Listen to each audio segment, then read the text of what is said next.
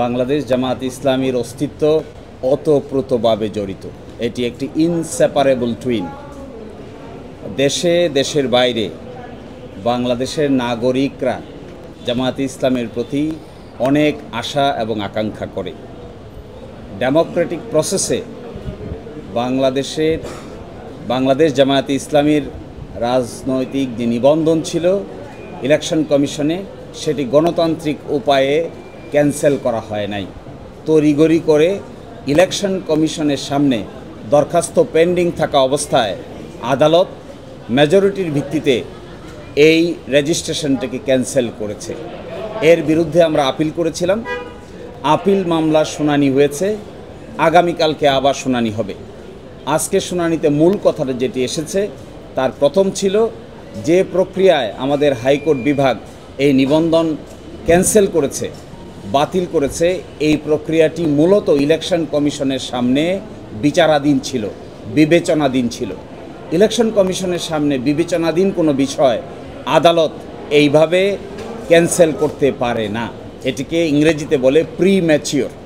আর second কথা হলো, যারাই রিট পিটিশন দায়ের করেছিলেন তাদের কোনো লোকাল স্ট্যান্ডাই নাই।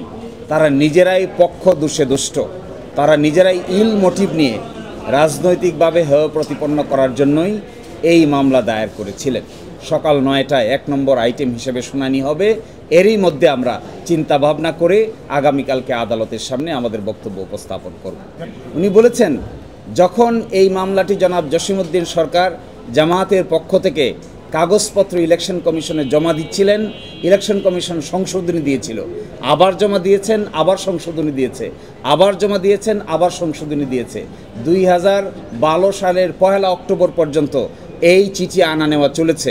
জনাব জসিমউদ্দিন সরকার বারবার জমা দিয়েছেন। হাইকোর্টের মাইনরিটি জাজ বলেছেন, এইভাবে যখন একটি প্রক্রিয়া কোনো সাংবিধানিক প্রতিষ্ঠানের সামনে চলমান থাকে, আর এই চলমান অবস্থায় হাইকোর্ট বিভাগ যখন এটিকে বাতিল করে, তখন এটি মূলত প্রিম্যাচিওর, অর্থাৎ ঘোড়ার আগেই গাড়ি জুড়ে দেওয়া হয়েছে। ইসি বলেছেন যে, ইসিও স্বীকার করেছেন, ইলেকশন কমিশন স্বীকার করেছেন যে যখন এই বিষয়টি আমাদের বিবেচনাধীন ছিল, জামাত ইসলামী তার গঠনতন্ত্র সংশোধন করে ইলেকশন কমিশনে জমা দিয়েছিল, সেই সময় আমরা বিবেচনা করছিলাম।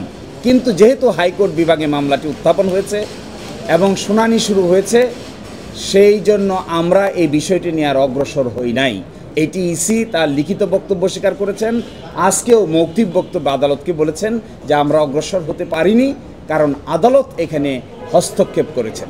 ইন্টারভেনার একটি দরখাস্ত করেছেন, তিনি দরখাস্ত করে তার সাবমিশন রাখতে চেয়েছেন।